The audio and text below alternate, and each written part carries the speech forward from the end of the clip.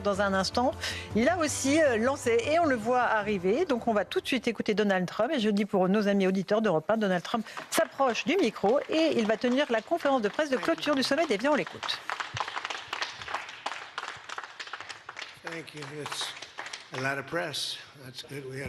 Eh bien, il y a beaucoup de presse. Cet événement était formidable, c'était quelque chose de très spécial. Et j'aimerais remercier le président Macron, Brigitte, sa formidable femme, une très belle personne, de nous avoir accueillis en France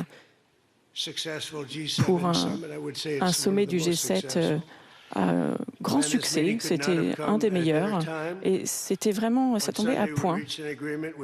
Dimanche, nous avons trouvé un accord avec l'Iran. Nous avons atteint tous nos objectifs et bien plus. Nous avons terminé le conflit existant. Nous avons réouvert le détroit d'Ormuz et nous avons empêché l'Iran d'obtenir l'arme nucléaire à tout jamais. Et donc, c'est vraiment ce que nous voulions. Donc à 99%, l'Iran ne pourra pas avoir l'arme nucléaire, la développer, n'importe quelle arme nucléaire. En même temps, avec cette annonce, ou presque en même temps, on pensait que ça allait se produire. L'Iran faisait des déclarations très positives. Les bourses ont commencé à rebondir avec des milliers de points. En quelques temps, le prix du pétrole a chuté plus que jamais à des niveaux. On est à moins 7 $, moins 8 $, donc on n'avait jamais rien vu de tel. Mais si nous n'avions pas fait cet accord, nous aurions pu continuer à envoyer des bombes pendant 2 semaines, 3 semaines, 2 ans. On n'aurait jamais réouvert le détroit d'Ormuz, on n'aurait jamais eu ce succès. Les marchés, au lieu de rebondir comme ils l'ont fait, ils auraient continué de descendre, comme on a pu le voir en 1929. Et les durs ne réalisent pas que ce n'était pas un accord de 3 mois, c'est un accord qui a pris des années, parce que c'est moi qui ai tué le général Soleimani. Si je ne l'avais pas tué, alors on ne parlerait certainement pas aujourd'hui de cet accord, parce que c'était un génie fou. Ils n'ont pas pu le remplacer. Mais beaucoup l'oublient. Les durs qui dirigent le pays, ces 2 dernières années nous ont permis de parler des détails avec tous les alliés, y compris donc les pays du G7, et également des présidents et des premiers ministres. Le Premier ministre Modi était avec moi précédemment, c'est quelqu'un de formidable, et ils sont enchantés. Tous. Il n'y a pas un seul pays qui est venu nous voir en nous disant « Ah, s'il vous plaît, continuez à balancer des bombes sur l'Iran, continuez à bombarder ». Ce seraient des gens stupides qui diraient cela. Mais je suis ravie de pouvoir le dire qu'au cours des 2 derniers jours, alors ça a été des discussions difficile. Nous avons dû balancer des milliards de dollars de bombes. J'ai dit que je venais pour un troisième jour. Il n'avait plus de marine, il n'avait plus de défense aérienne, donc nous étions complètement libres. Il n'avait plus de leader. Mais je pense que ils sont intelligents, ils sont beaucoup moins radicalisés maintenant. Et je pense qu'ils aiment leur pays, que ce sont... On parle de changement de régime, bon, personne n'en parle maintenant. On voit qu'on a de nouveaux leaders. On a un premier set de leaders qui est parti, un deuxième set qui est parti, un troisième, et pour la plupart même. Et donc je pense que c'est un changement de régime et je pense qu'ils vont mieux se comporter, qu'ils vont voir les choses différemment et qu'ils vont voir des choses qu'ils n'avaient jamais vues précédemment. Alors moi, ce que je ne voulais pas voir, c'était une catastrophe économique. Si cela avait continué, ça aurait pu se produire. Mais ce que je dois dire, c'est qu'à chaque fois qu'on parle de possibilité de paix, les bourses se taisent. Bien sûr, elles n'aiment pas. La bourse est plus brillante que qui que ce soit, y compris les personnes sur cette scène, à part moi, bien entendu. Hein? Qu'en pensez-vous, Scott? Est-ce que vous pensez que la bourse est plus brillante que vous? Ah, c'est terrible comme chose à dire. La bourse est vraiment brillante et à chaque fois qu'on disait quelque chose,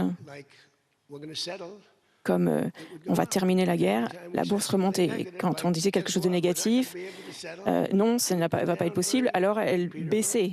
Hein, et c'était à chaque fois assez incroyable. Donc ça dit quelque chose. J'ai étudié les présidents, des biens, des pas biens, des formidables. Il n'y a pas beaucoup de formidables, et il y en a des très mauvais. On en a eu un très récemment. Et le président que je ne voulais pas être, c'était Hoover. Je ne voulais pas de cela.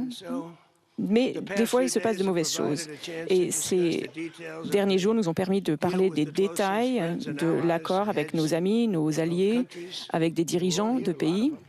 Beaucoup sont ici, beaucoup plus que les 7. Et nous avons fait une déclaration, président Macron, qui ont très bien fait les choses, et Brigitte, nous avons fait une déclaration. Ils ont dit qu'ils adoraient notre accord et qu'ils étaient ravis que Hormuz soit rouvert. On aurait continué sinon, pendant 1 mois, 2 mois, 3 mois, quelques semaines, et on pourrait, encore une fois, dans quelques mois, qu'est-ce qu'il leur reste? Rien. Mais si c'est le cas, le détroit ne rouvrirait jamais, parce qu'on a des navires à des milliards de dollars. Et bien sûr, personne ne veut que ces navires participent quand ils passent le détroit. S'il y a des roquettes qui passent au-dessus, bien sûr, ils veulent défendre leur investissement à des milliards de dollars. On n'aurait pas de pétrole qui circulerait pendant des années. Mais personne n'était plus dur que moi. Personne n'a frappé Soleimani. C'est le plus gros événement des 50 dernières années au Moyen-Orient. C'était le boss de l'Iran. Il était respecté, mais c'était un génie fou, un génie. C'est lui qui a inventé les bombes sur le bord de la route. On voit des jeunes, des femmes, des jeunes à qui ils n'ont plus de membres. Et 95% du temps, c'est à cause de Soleimani. C'est lui qui a causé cela. Il était d'Iran et c'est moi qui l'ai bombardé. Vous vous rappelez, dans la vallée de la mort, on l'a suivi et ils ont été formidables avec moi, Israël, mais ils ne voulaient pas cette attaque. Ils étaient prêts juste avant l'attaque, la nuit précédente, ils ne voulaient pas, et moi j'ai pris la décision. C'est moi qui ai pris la décision de le faire. Mais c'était une opération conjointe entre Israël et nous. Nous avons étudié cela pendant 1 mois pratiquement. Il était généralement dans des vols commerciaux. Nous ne voulions pas frapper un vol commercial, mais nous savions qu'il allait être dans cet avion. Israël nous a informés. Et eux ne voulaient pas le faire, et j'ai dû prendre la décision. J'ai des très bons généraux, pas ceux que vous voyez à la télé, et je voulais remercier Pete Access, Général Raising Kane également, ils sont formidables. Et donc j'ai de très bons généraux, et je leur ai dit, voilà, Israël ne va pas le faire, nous sommes prêts, est-ce qu'on le fait? Est-ce que ça vous plaît de le faire? Et ils m'ont dit, eh bien, monsieur, si vous le souhaitez, nous pouvons le faire. On peut le faire très bien tout seul. Nous n'avons besoin de personne d'autre. Et donc, on a dégommé Soleimani. Et c'était un des plus grands événements de ce qui s'est passé au Moyen-Orient, peut-être de toujours, mais au moins des 50 dernières années, peut-être des 100 dernières années. J'étais avec le Premier ministre du Pakistan. Il a dit que c'était un des plus grands événements. Personne ne pouvait le croire. Et voilà, c'est là que ça a commencé. Ça n'a pas commencé il y a 3 semaines ou 5 semaines. Obama ne voulait pas le faire. Et ce qu'Obama a fait, c'est qu'il a fait l'accord avec l'Iran et il a envoyé 1 milliard de Washington. Washington, on a enlevé tout l'argent pour les salaires, pour les salaires des Américains. Ils ont mis cet argent dans un Boeing américain et ils l'ont envoyé en Iran. Et ils ont ensuite envoyé des milliards et des milliards. Et ils ont signé cet accord iranien. Les démocrates en parlent tout le temps. Nous avions cet accord, Don. Vous aviez cet accord qui, légalement, leur donnait l'arme nucléaire. Et si ça avait été le cas, Israël aurait disparu et Bibi Netanyahou, c'est quelqu'un de bien, mais parfois il est un petit peu excité. Mais c'est quelqu'un de très bien. Nous avons un très bon partenariat avec lui. C'est un très bon Premier ministre. Nous nous sommes disputés quelque peu avec le Liban. On lui a dit, non, il faut être un petit peu plus soft avec le Liban, mais ça a été un partenariat formidable. Je suis le gros partenaire et eux, ce sont le plus petit partenaire, mais il est venu aux États-Unis, il a supplié Barack Obama de ne pas faire l'accord iranien. Il a dit que ça pourrait être la fin d'Israël et ça aurait été la fin si je n'étais pas arrivé. Et Obama ne l'a pas écouté. Bibi est allé au Congrès, il est allé supplier le Congrès. Il est parvenu à rien. Il a eu ce terrible accord. C'était un accord terrible pour Israël. Terrible. Et voilà où nous en étions. Et je suis arrivé et j'ai mis fin à cet accord. C'était un accord de court terme. Il y a besoin de centaines d'années au niveau de pays. Pas 8 ans, 9 ans. C'est comme de signer pour ouvrir un magasin de bonbons. Mais il fallait un accord de long terme. Là, il était expiré. Si je l'avais laissé courir, alors on ne serait pas là. Et Israël, c'est sûr, ne serait plus là. Certainement tout le Moyen-Orient, vous l'avez vu. Quand tout le monde était choqué que ces missiles pleuvaient, ils ciblaient tous ces endroits, Qatar, l'Arabie Saoudite, les Émirats Arabes Unis, Bahreïn, Koweït, tous se faisaient frapper. Personne, même moi, je ne pensais pas que c'était possible. Ils ne pensaient pas que c'était possible. Ils allaient annihiler tout le Moyen-Orient, y compris Israël, et s'ils avaient eu l'arme nucléaire, ils l'auraient utilisée. Quelques instants après l'avoir. Donc, j'ai mis fin à cet accord iranien catastrophique, un des pires accords. Celui-là, c'était vraiment le pire économiquement parlant. Il était extrêmement dangereux. Il leur donnait tout, y compris énormément d'argent, ce qu'on ne va pas faire. Si vous avez des questions à ce sujet, on vous donnera le texte. Et c'est un protocole d'accord. Si ça ne prend pas 60 jours, c'est pas grave. On recommencera à lancer des bombes. C'est pas ce que je veux faire, mais si c'est ce qu'on doit faire, on ne les laissera jamais avoir l'arme nucléaire au final. Mais ils sont d'accord pour ne pas l'avoir. Vous le verrez très clairement dans l'accord. Et la deuxième phase, c'est qu'ils enrichissaient des matières, on appelle ça les poussières d'uranium, mais en gros, ils enrichissaient de l'uranium. Le granit, c'est la pierre la plus solide. C'est pas aussi joli que le marbre, mais c'est bien plus solide. Comme le nouveau granit que j'ai mis sur les marches de la Maison Blanche, qui a plus d'1 million d'années et qui mène au bureau ovale. Donc voilà, ce sont dans des souterrains de granit. Ils enrichissent l'uranium. Nous avons réussi à bombarder cet endroit. Ils ont été critiqués par CNN, par exemple, parce qu'il n'y avait pas eu assez de dégâts. Et au final, les dégâts étaient énormes. Les souterrains se sont complètement effondrés. On ne va pas pouvoir récupérer l'uranium très facilement, sauf nous. On sera les seuls à pouvoir le récupérer. Nous avons l'équipement nécessaire pour le faire.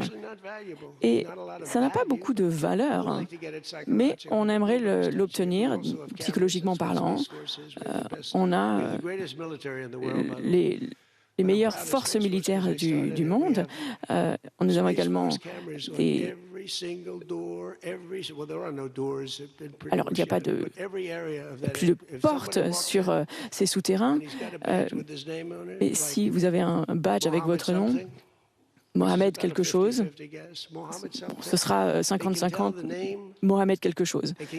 On peut voir le nom, on peut avoir le numéro de série, on voit tout ce qu'on veut grâce aux caméras qui sont montées sur nos forces aériennes. Et c'est pour ça que le blocus a été incroyable. On n'a jamais vu un blocus comme le nôtre. C'est comme un mur d'acier. Et donc, nous avons mis fin à cela, à cette poussière nucléaire, et voilà. Mais si ça n'avait pas été bombardé avec des B-2, ils auraient certainement pu avoir une arme nucléaire. Nous avons bien sûr des armes bien plus puissantes. Nous en avons le plus. Ensuite, c'est la Russie, la Chine, qui est très loin derrière, mais va rattraper. Ils rattrapent vite, mais c'est nous qui en avons le plus. On a les plus puissantes. Et la Russie n'est pas très loin derrière. Et ensuite, vous avez la Chine en troisième. Mais très bientôt, d'ici quelques années, ils seront certainement deuxième. Donc nous voulons avoir un accord sur le nucléaire. Nous n'avons pas besoin de pouvoir exploser le monde entier 300 fois. Donc, si on pouvait avoir un accord de dénucléarisation, ce serait formidable. Alors moi, je veux bien, l'autre veut un petit peu moins. Donc l'accord que nous avons atteint avec l'Iran dimanche sera signé très bientôt, demain, peut-être le jour suivant. Les accords, moi, ma vie consiste à signer des accords. Et parfois, avec des accords, il se passe des choses. Quand on a un accord, c'est une garantie. Et une fois que c'est signé, mais parfois, je m'engage dans des accords, on pense que ça ne va pas se produire, mais ça se produit. Donc, normalement, on devrait le signer. Ils veulent le signer et ils agissent de telle manière. Ils ont été frappés fort la semaine dernière. Donc, l'Iran est d'accord de ne pas produire ou se procurer l'arme nucléaire. Donc ils ne développeront pas l'arme nucléaire. Et certaines personnes, moi, j'étais pas content avec juste développer. Et je me suis dit, ben oui, mais et s'ils l'achètent? C'est très dangereux parce que si on leur vend une bombe nucléaire, ces personnes qui vendent pourraient se retrouver bombardées par cette bombe nucléaire. Et donc, leur pays n'existerait plus. Ce serait très dangereux de vendre l'arme nucléaire à l'Iran. Mais donc, je voulais insérer, développer, se procurer, acheter quelque format que ce soit. Donc, vous le verrez dans l'accord. Et donc, nous vous fournirons l'accord. On en a envoyé une copie à Israël. Nous pensons qu'ils pourraient mieux faire les choses avec Hezbollah. Je ne dis pas qu'ils ne doivent pas se protéger, mais quand il y a 2 drones qui sont envoyés dans le désert et que ce n'est pas grave, il n'y a pas besoin de faire écrouler des bâtiments à Beyrouth. Donc ils pourraient mieux faire les choses. Ils pourraient mieux faire les choses. Moi, je les adore en tant que partenaires. Ils ont été formidables, mais ils pourraient mieux faire les choses avec Hezbollah. Et je ne pense pas qu'ils font bien les choses. Je me sens mal pour le Liban. Le Liban, c'est une formidable culture. Ils avaient les docteurs, les professeurs, les avocats. C'était une culture formidable, une des plus hautes du Moyen-Orient, une culture de centaines d'années. Et pendant 50 à 60 ans maintenant, ils ont été frappés et ils vivent l'enfer. Et donc, ils vont nous fournir le nucléaire enrichi. Personne ne peut l'atteindre, donc ce n'est pas important de le faire rapidement, mais on peut le faire relativement rapidement. On a la possibilité de le faire. On a des caméras partout, et s'ils ne le fournissent pas, on peut les frapper avec des patriotes, et ils le savent. Des discussions techniques sur le stock d'uranium enrichi, donc ça, on va commencer. Et contrairement à Barack Hussein Obama, au lieu d'envoyer des palettes de billets, ce sera basé sur le mérite. Et ce ne sera pas nous. On va rien leur envoyer, mais certains vont peut-être vouloir investir plutôt que de dire vous ne pouvez jamais investir dans un pays, ça c'est assez dur. Moi, c'est pas grave pour moi d'être dur, mais ça semble un peu fou. On peut investir dans un pays. On peut investir dans n'importe quel pays. Ils ont besoin d'investissement parce qu'on a peut-être 2 000 milliards ou 3 000 milliards de dollars de dégâts dans leur pays. Donc il n'y a pas de garantie. Peut-être que leurs voisins décideront de les aider, on verra. Mais ça représente beaucoup d'argent. Personne pratiquement a ces fonds. Mais nous n'investissons pas. C'était des fake news qui disaient que nous le ferions. JD a fait une déclaration, c'était une bonne déclaration, mais ça a été tordu par les informations. Donc non, nous n'enverrons pas d'argent. Et ce qui se passe, c'est qu'avec le temps, si ils font bien les choses, si ce sont des citoyens du monde raisonnables, alors moi je ne l'ai pas fait pour un changement de régime, mais je pense que ce groupe amène ce changement de régime. Le premier groupe est mort. Ils étaient tous réunis à l'aube, ils prenaient leur petit déjeuner, ils se sont dit mais on ne va pas être frappé parce qu'on n'est jamais frappé au petit déjeuner. Eh bien si, on les a tous tués. Et je n'en suis pas fière, mais le deuxième groupe est arrivé, c'était aussi déraisonnable et ils sont tous partis. Et le troisième groupe, certains ont quitté la planète, mais nous avons donc de nouveaux leaders avec qui nous gérons les choses et ils sont très bien. Ils sont intelligents, ils sont durs. Le trafic maritime dans le détroit d'Ormuz a augmenté. Le pétrole va commencer à circuler également et des milliers de milliards vont pouvoir circuler et on voit qu'on a un acteur très volatile, très intelligent, parce qu'ils ont d'une certaine manière une culture primitive, mais également assez géniale, de très bons négociateurs, mais nous aussi. Et donc, plutôt que d'entrer dans une phase de dépression, plutôt que d'avoir votre président préféré qui soit Herbert Hoover, moi, j'aurais pas préféré Nixon, ou il y en a plein d'autres que j'aurais pas préféré, mais celui que je pensais, c'était Herbert Hoover.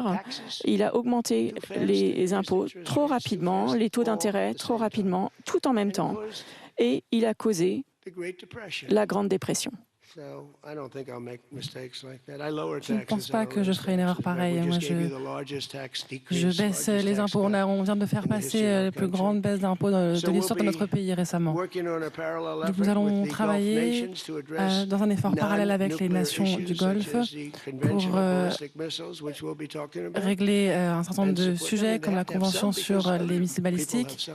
Il faut qu'ils en aient parce que d'autres en ont. Mais franchement, il y en a certains que j'aime bien. Je ne crois pas qu'ils soient suffisamment intelligents. On me dit, il ne faut pas les laisser avoir des missiles. Qu'est-ce que je vais faire? Qu'est-ce que vous voulez que je fasse? Que l'Arabie Saoudite en ait, mais qu'eux, ils n'en aient pas? On me dit oui. Mais ça ne fonctionne pas comme ça. Ça ne fonctionne pas comme ça. Et les missiles, ce n'est pas le problème. Les missiles, ils font des dégâts à un lieu précis, ils ne font pas exploser la planète. Nous travaillerons avec les pays du Golfe, nous parlerons de missiles balistiques, Et également des proxys terroristes, puisqu'on ne veut plus que ça puisse se faire. Je voudrais remercier nos partenaires au Pakistan, au Qatar, ces personnes qui ont travaillé d'arrache-pied. Et le Pakistan et le Qatar ont tous les deux été formidables.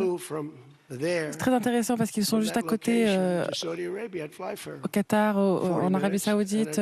J'ai pris un avion, je suis allée en Arabie Saoudite, j'ai pris l'avion pour aller ensuite aux Émirats Arabes Unis. Ça a duré 40 minutes à chaque fois. De grands dirigeants là-bas d'ailleurs. Dans le cas de l'Arabie Saoudite, le père est toujours en vie, il est formidable et le fils sera génial également, le prince. Et puis il y avait beaucoup de missiles qui étaient lancés la semaine dernière et je me disais mais qui fait ça? Et en fait c'était l'Arabie Saoudite, les grands combattants. Mais cela fait des décennies que les gouvernements successifs veulent que l'Iran abandonne ses ambitions nucléaires, mais le monde change, évolue et l'Iran a continué de grandir et rien ne s'est passé et l'Iran s'est renforcé, est devenu plus dur. Et si nous n'avions rien fait, alors le pays aurait été inarrêtable. Il aurait fallu faire ce que j'ai fait. Il aurait fallu que ça se soit fait il y a des années. Ça aurait été beaucoup plus simple et l'Iran n'aurait pas été aussi fort. Encore une fois, je veux remercier tous ces pays et remercier Israël et Bibi Netanyahou. Tous ces résultats n'auraient pas été possibles sans la pression exercée par les États-Unis sur le régime. Mais encore une fois, ça a commencé il y a un certain temps. Ça a commencé avec l'élimination de Soleimani. Ça, c'était vraiment important. Aucun président de l'histoire n'a été aussi dur contre l'Iran que moi. Et s'ils ne respectent pas l'accord, certaines choses ne sont pas mentionnées dans le protocole d'accord, mais il y a certaines choses sur lesquelles on est d'accord sans avoir besoin de l'écrire. S'ils ne se conforment pas à l'accord, alors nous reprendrons les bombardements jusqu'à ce qu'ils respectent l'accord. C'est formidable de voir ce que les bombardements peuvent faire. Donc, je l'ai dit, l'accord signé par Obama, c'était une route grande ouverte à une arme nucléaire. Et l'accord de Trump, c'est un mur qui est mis en travers de cette route vers l'arme nucléaire. Et personne ne pourra passer par ce mur. Nous avons construit un mur, ils n'auront pas l'arme nucléaire. Et c'est très très clair. La clause la plus importante, c'est, alors bien sûr que le détroit soit ouvert, mais il y a plusieurs clauses. La plus importante, c'est une déclaration très claire qu'ils n'auront jamais l'arme nucléaire. Et ça ne veut pas, et ça ne dit pas qu'ils en auront une dans 5 ans, 10 ans, 20 ans. Avec Obama, ils étaient en mesure d'enrichir l'uranium très rapidement. Cet accord, maintenant, donne à l'Iran une opportunité historique s'ils font preuve de coopération. Alors leur pays pourra survivre. Ils ont des millions de personnes dans ce pays. On voulait que je détruise des ponts. Bon, il y en a qu'on a bombardés. Une frappe très rapide par un avion de chasse, le F-22, a détruit un pont. C'est un avion magnifique d'ailleurs. C'est un avion qui est très efficace. On a la meilleure armée au monde. Nos bombardiers B-2 sont extraordinaires.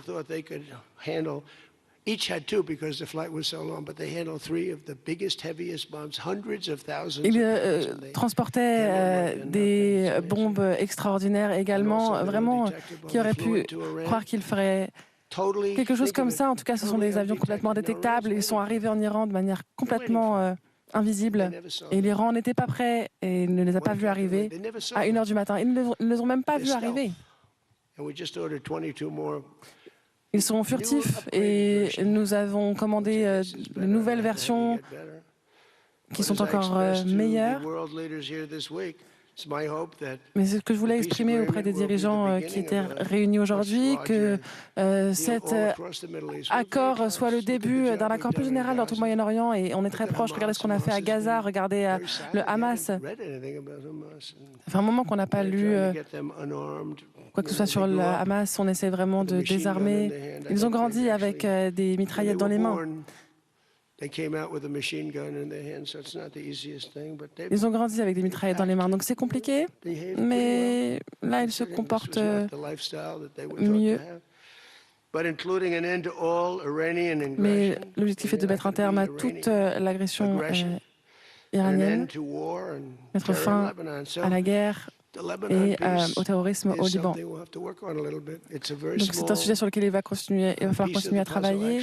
C'est une petite partie du puzzle, mais on en entend encore beaucoup parler. Ce qui est important, c'est l'accord avec l'Iran. Mais il faut également qu'on règle la question du Hezbollah d'une manière ou d'une autre. Je pense qu'Israël peut faire un très bon travail là-dessus. La Syrie aussi aimerait pouvoir s'impliquer. Le président syrien a fait un travail formidable. Il a remis le pays sur ses pieds.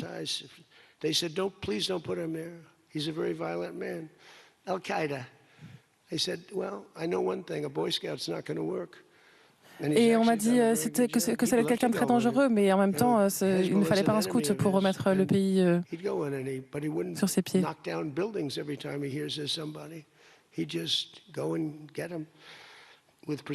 C'est très efficace et ils font les choses très bien.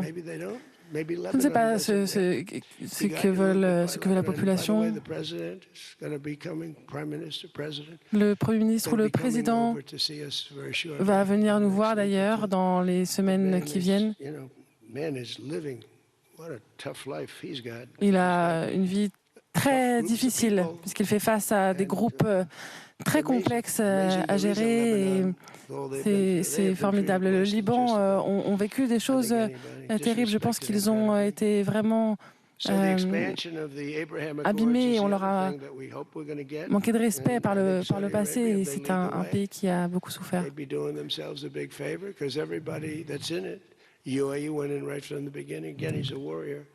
Les Émirats arabes unis aussi veulent être impliqués. Tout le monde avait peur de l'Iran jusqu'à présent et c'est pour cela qu'on s'est retrouvé avec la situation à laquelle on a fait face. Les élections ont été truquées, je n'étais pas là. Le pays s'est vraiment dégradé.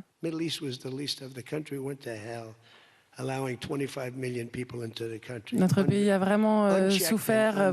25 millions de personnes ont pu rentrer dans le pays sans vérification. Beaucoup d'entre eux étaient des criminels, des meurtriers. Plus de 11 000 meurtriers ont été autorisés à rentrer dans notre pays. Mais voilà, les 2 derniers jours ont également été la source d'opportunités, de discuter de problématiques importantes pour le G7 et nos partenaires. Hier matin, nous avons une conversation très intéressante sur la guerre en Ukraine. J'ai parlé avec le président Poutine, j'ai parlé avec le président Zelensky. Il était présent. Le président Poutine, nous avons échangé au téléphone. La Russie perd beaucoup de soldats, plus que l'Ukraine, puisque c'est le parti offensif, attaquant, donc il perd davantage de soldats. Mais j'ai eu un appel avec le président Poutine dimanche. J'ai exprimé l'espoir que j'avais. Nous avons une conversation très constructive et une conversation très intéressante avec le président Zelensky également. Je pense que les deux veulent arriver à une conclusion, mais ils ne savent pas comment le faire. Pendant notre session hier après-midi sur les partenariats internationaux, j'ai fourni des informations sur la façon dont les États-Unis se comportaient dans le monde. Des milliards de dollars ont été fournis en aide pour pouvoir mettre fin aux crises dans le monde.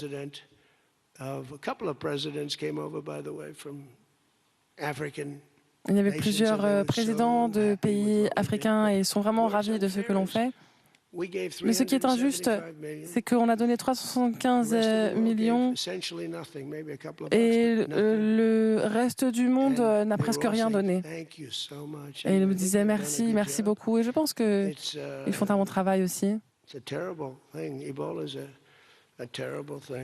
Et Ebola, c'est vraiment terrible.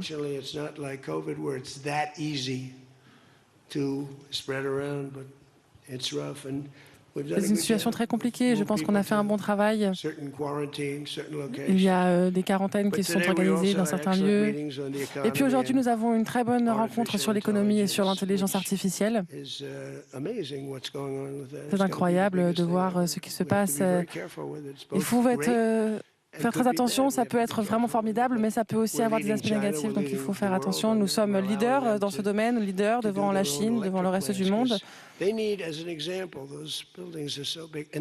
y a des nouvelles usines qui sont construites. Et j'ai donné le droit aux Chinois de construire des usines électriques. Et ils ont trouvé des idées pour des usines que personne n'avait jamais vues auparavant. Ce sont des personnes très intelligentes. Donc ils construisent des usines électriques parce que le réseau électrique est un peu à bout de souffle. Donc ils construisent de nouveaux réseaux pour pouvoir ajouter de l'électricité dans le réseau énergétique. Et donc cela va être très important pour des États comme la Californie où ils n'ont pas assez d'électricité. Nous avons également fait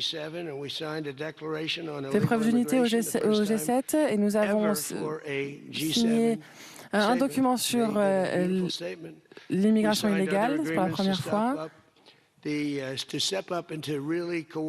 Nous avons également signifié que nous voulions travailler de manière coordonnée pour lutter contre le trafic de drogue. Ça vient du Mexique, de nos frontières du Sud. Ils sont très intelligents. S'ils utilisaient cette intelligence pour faire de bonnes choses, alors ce serait vraiment formidable. Mais ils cachent ces drogues dans des moteurs, dans les structures des véhicules. C'est vraiment extraordinaire ce qu'ils arrivent à faire. Mais on a été très bons sur le sujet. Il y a 61% de drogues en moins qui passent par le sud. Les drogues qui passaient par la mer, on en est à moins 97,2%. On arrive à les cibler, exactement comme on a ciblé les navires poseurs de mines en Iran. Ils avaient 28 navires poseurs de mines d'ailleurs. Qui a 28 poseurs de mines? Bon, ils n'en ont plus. On les a frappés comme on a frappé les dealers.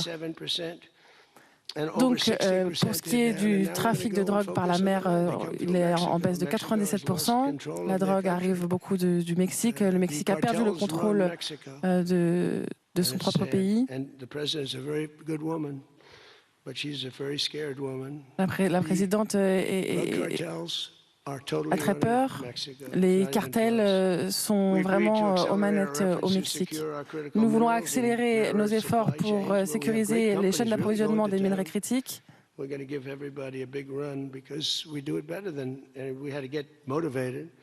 Le G7 s'est également mis d'accord sur l'approche des États-Unis en ce qui concerne les investissements qui sont très efficaces aujourd'hui. Nous avons un certain nombre de réunions bilatérales, notamment avec le président français. C'est une rencontre très intéressante avec l'émir du Qatar également, Sheikh Tamim. I tell you, I wish I could really know the guy. You know, some people say, well, he lived in that neighborhood. You can't be saying things that you'd like to have him say. He was fantastic. Il a été vraiment formidable. On ne peut pas lui faire dire ce qu'il n'a pas envie de dire, mais c'est vraiment quelqu'un qui a beaucoup d'énergie. Le président des Émirats arabes unis, Mohamed Ben Zayed, qui est un grand combattant, le président Al-Sisi d'Égypte, le Premier ministre Modi d'Inde. Nous avons passé beaucoup de temps ensemble aujourd'hui. J'ai parlé à Mohamed, j'ai parlé au prince héritier de l'Arabie Saoudite un certain nombre de fois. Ils sont vraiment ravis de cet accord. Il faut s'assurer qu'ils soient satisfaits. Bon, ils ne pourraient pas nous arrêter si ils le souhaitaient, mais c'est bien de savoir qu'ils sont de notre côté. Nous avons discuté à tous ces dirigeants, à beaucoup d'autres pays dans le monde entier. Israël aussi, où est-ce qu'Israël y gagne? Israël ne sera pas frappé par l'arme nucléaire. Voilà, c'est très simple. Ce que j'ai dit à Bibi, le pire risque, c'était qu'ils utilisent l'arme nucléaire, ils en ont besoin d'une, et il n'y aurait plus d'Israël. Donc, c'est vraiment ce que vous demandiez, c'était la priorité absolue, et c'est exactement ce que vous obtenez. Donc, je pense qu'il est content.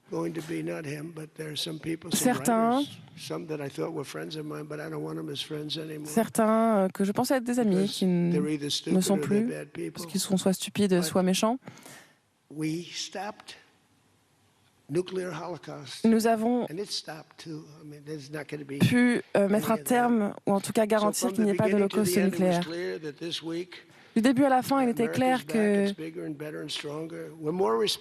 les États-Unis sont plus forts, plus durs. Nous sommes très respectés aujourd'hui. Il y a 2 ans, on se moquait de nous. Nous avions un président qui n'aurait jamais dû être au pouvoir. Un homme qui venait s'exprimer devant la population une fois par an et on lui demandait quel est votre parfum de glace préféré, il répondait vanille et ensuite il essayait de trouver la sortie mais il avait du mal à trouver les escaliers. Il ne comprenait pas, il ne savait pas qu'il y avait un problème. On ne peut pas laisser cela se produire à nouveau. Nous avions la pire administration possible. Mais maintenant, les choses ont bien changé. Ce soir, je me réjouis d'assister à un dîner très spécial avec le président Macron et sa formidable femme au château de Versailles. J'aime beaucoup les châteaux, il y a beaucoup d'or, j'ai vraiment hâte de voir ça. C'est un très très beau château, peut-être le plus beau château. J'espère que vous pourrez le voir, certains d'entre vous voyagent avec nous, j'espère que vous pourrez le voir vous-même. Voilà, je reste un peu plus longtemps à Paris, donc je rentrerai à la maison un peu plus tard, mais je pense que ce sera un dîner très intéressant. C'est vraiment le plus beau château. On va célébrer les 250 ans de l'indépendance américaine. On va célébrer un peu ce soir. Il y aura les grands d'Europe à ce dîner. J'espère que l'Europe va retrouver son chemin, parce que l'Europe traverse des temps difficiles. Ils ont géré certaines choses de la pire des manières, sur l'immigration, sur l'énergie, mais on en parlera ce soir justement. Voilà, ceci étant dit, si vous avez des questions, n'hésitez pas à les poser aux personnes aussi qui sont derrière moi. Bonjour. Voilà pour cette conférence de presse de Donald Trump que nous avons vécue en direct sur CNews et sur Europe 1. Longue conférence de presse dans laquelle le président américain a abordé à peu près tous les sujets qui étaient au menu de ce G7 à Évian. Formidable sommet G7, a-t-il dit. Nous avons atteint tous nos objectifs. Il est longuement revenu et je salue Alain Bauer qui est avec nous. Il y a aussi Joseph Massescaron, Rachel Kahn, Alexandre Devecchio et Tanguy Hamon. Revenu sur cet accord avec l'Iran, il dit l'Iran n'aura pas l'arme nucléaire. Et donc, c'est un accord qui est très important. Alain Bauer, le président américain, qui a vanté sa méthode au détriment de la méthode du président Obama, qu'il n'a pas hésité à critiquer. Alors, la difficulté, c'est qu'évidemment, on n'a pas d'éléments comparatifs entre le JCPOA dit accord de Vienne et l'intégralité de ses dispositions et le supposé accord. Alors, j'en ai une version américaine, mais je ne sais pas si c'est la même que la version iranienne, ce qui fait partie des difficultés du moment pour savoir de quoi on parle, et qui donne effectivement 14 points, qui sont les mêmes 14 points depuis le début du commencement des négociations qui avaient débuté à Oman et qui montrent grosso modo une relative victoire de l'Iran sur les États-Unis, sur à peu près l'essentiel des points, sauf ceux qui reprennent l'accord de Vienne, et donc on est un peu dans le doute. Mais Donald Trump a toujours cette pratique de dire que quoi qu'il arrive, il a gagné, et quoi qu'il se passe, il ne s'est jamais trompé, et il a toujours eu raison, et tout était formidable. Voilà, je pense que le plus intéressant, d'abord, c'est qu'il est resté au sommet. Et de ce point de vue-là, la tactique du président de la République, Emmanuel Macron, a été plutôt efficace jusqu'à présent. On a vu d'ailleurs un Donald Trump qui a réussi sans prompteur et de manière assez structurée, même si on peut toujours être surpris par le style, le contenu, lui permet d'aborder à peu près tous les éléments qu'il veut, de taper les démocrates de temps en temps parce qu'il n'y a pas de raison de ne pas se faire un petit plaisir, et d'aborder l'intégralité des sujet, plus de répondre aux questions, ce qui veut dire que très probablement, comme prévu, le dîner Versailles va être un petit peu décalé pour ceux qui se sont déjà précipités pour prendre leur place. Il n'y a que 30 personnes au dîner de Versailles. Hein, donc mais j'ai regardé l'intégralité des accords du G7. Alors, c'est assez impressionnant. Il n'y en a jamais eu autant sur des sujets aussi diversifiés, dont on se demande d'ailleurs fondamentalement s'ils vont jusqu'au bout. Mais il y a quelques bonnes annonces. Il y a l'annonce sur l'Iran, ça on la connaissait. L'annonce sur l'Ukraine est inattendue, à la fois par sa fermeté, vis-à-vis de la Russie. Hein.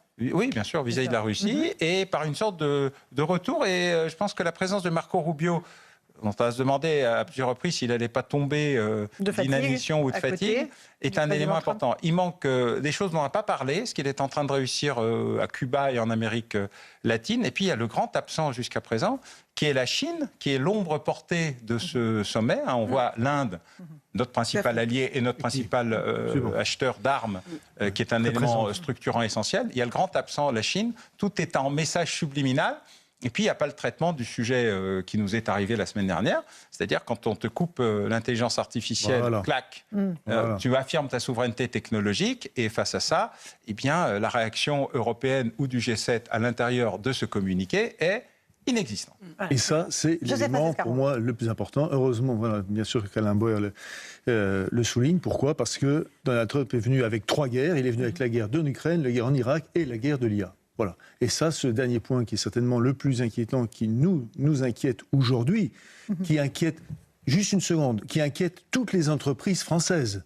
Parce que toutes les entreprises françaises, avec ce qui s'est passé avec le nouveau logiciel, les deux logiciels, donc Mythos 5 et Claude Babel 5 et Mythos 5.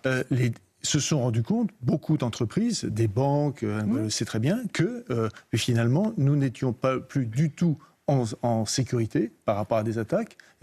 Et donc, c'est aujourd'hui le tocsin, il faut le dire, dans toutes les sociétés françaises de cybersécurité, je ne vais pas les citer, le tocsin sonne. Ah oui, parce que nous n'avons aucune souveraineté sur l'intelligence artificielle. On ne dépend que des Américains, voire des Chinois. Mais ce qui est impressionnant, Alain Bauer, c'est que dans cette affaire, pardon de reprendre la parole, mais ce qui est impressionnant dans cette affaire, c'est que c'est l'éléphant dans la pièce. Oui. Et que c'est l'absence de traitement du sujet.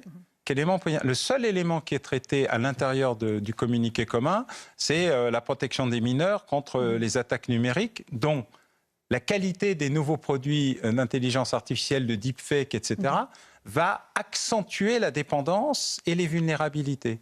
Et le seul sujet qui n'est pas traité, alors qu'il change tout, absolument tout, en termes d'emploi, en termes de développement technologique, en termes de souveraineté industrielle, en termes de souveraineté militaire, etc., est le seul qui est zappé. C'est le vide le plus sidéral d'un sommet, alors même que pendant ce temps-là, il y a Vivatech, qui était plutôt une émanation de la qualité de ce que la France et l'Europe peuvent proposer, et il n'y a rien dedans. Et c'est très impressionnant. La question, c'est est-ce que demain, nous, enfin la France et bien sûr les pays européens, nous allons avoir une IA de seconde zone. Alexandre Devecchio. Oui, je pense que si on n'en parle pas, c'est qu'on est extrêmement impuissant sur ce sujet. Donc ça traduit à la fois une absence de vision, on a des dirigeants absolument court-termistes et une impuissance à réagir. Mais j'aimerais réagir sur Donald Trump et l'Iran.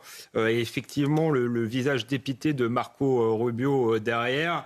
On disait long, je crois.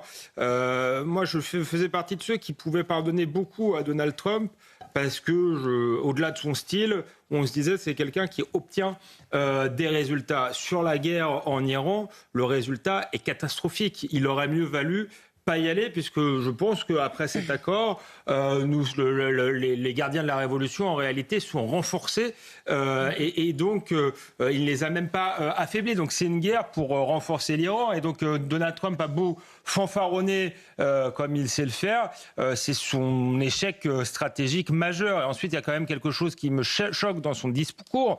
C'est vrai qu'on connaît Donald Trump, et là encore, je lui pardonnais quand il avait des résultats. Mais de parler uniquement de business et de marché sans avoir aucun mot pour les Iraniens, qui ont été sous les bombes pour rien et qui aujourd'hui vont avoir un régime qui était déjà un régime atroce qui va renforcer sa main de fer.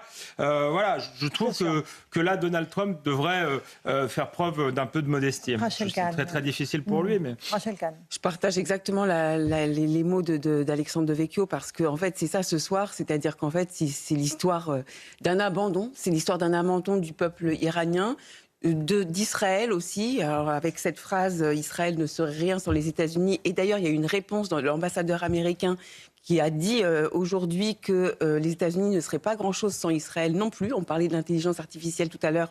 Je pense que c'est un vrai sujet aussi israélien. Et puis par ailleurs, il n'arrête pas de parler de Obama à chaque discours.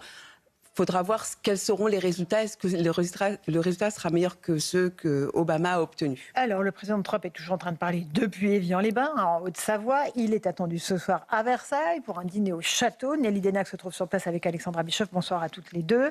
La ville est bouclée et le dîner d'État aura évidemment un tout petit peu de retard, Nelly, a priori.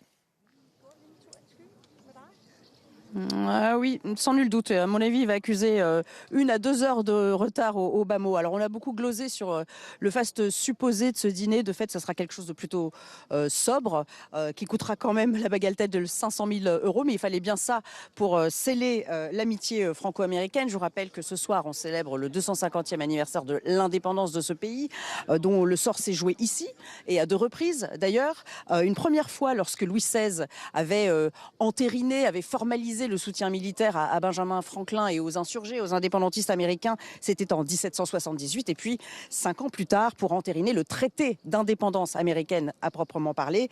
On le sait, sans la France, la victoire aurait sans doute été, si ce n'est compromise, du moins largement retardée. La couronne britannique a eu maille à partir avec 10 000 soldats français qui étaient à la fois engagés sur les 2 fronts, ceux de Lafayette et de Rochambeau, qui sont des personnalités, pour avoir vécu, vous le savez, aux États-Unis, extrêmement connues des Américains, qui les citent fréquemment. Alors après, ce sont essentiellement les 2 personnalités qui les ont marqués, outre peut-être ceux du monde de la culture. Alors ce soir, revenons au programme.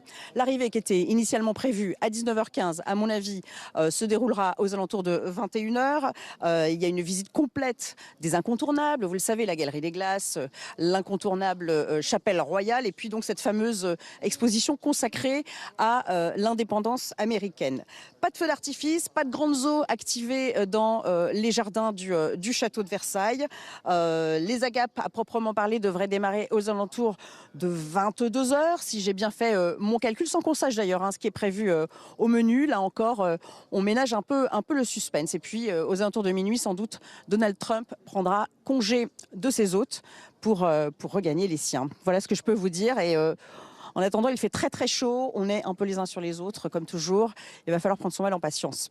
Merci beaucoup Nelly Denac avec Alexandra Bischoff. Voilà pour ce que vous voulez dire de cette visite en France du président américain Alain Bauer. Vous êtes venu pour nous parler de votre livre La vérité sur le système Epstein aux éditions First. On a très peu de temps malheureusement. On a été largement perturbé par cette conférence de presse du président américain. Dans la première heure de votre émission, je crois que vous avez eu une vision de ce qui se cache, non pas derrière les révélations de chaque victime l'une après l'autre, et la parole des victimes est le sujet le plus important, on le découvre tous les jours, mais que derrière chaque parole des victimes, il y a un système de prédation, et un système de prédation, c'est un système de connivence, c'est un système de refus de croire, c'est un système de refus de poursuivre, c'est un système de refus de traiter, et quand l'intégralité des institutions défaille, et vraiment la libération de cette parole d'enfants, de victimes, mais aussi d'acteurs de la chaîne, j'ai jamais reçu autant de courriels depuis que ce livre est paru, qui me disent, Monsieur Boer, vous êtes gentil, mais si vous saviez, j'en ai à peu près 10 fois pire tous les jours qui m'arrivent. Donc c'était un véritable système mondial, un système dont une des plaques tournantes était Paris. Oui, bien sûr, Paris, Londres, la Norvège, qui n'est pas le truc auquel on pense naturellement. Et là, on se rend compte à quel point tout a défailli. Absolument tout, de manière systémique, le social, le policier, le gendarmerie, le judiciaire, pour des raisons de moyens, c'est vrai, mais pas seulement. Car en fait, ce n'est pas des dysfonctionnements. En fait, c'est un fonctionnement dysfonctionnel programmé. Le système est fait pour évacuer les plaintes parce qu'il ne sait plus comment les gérer.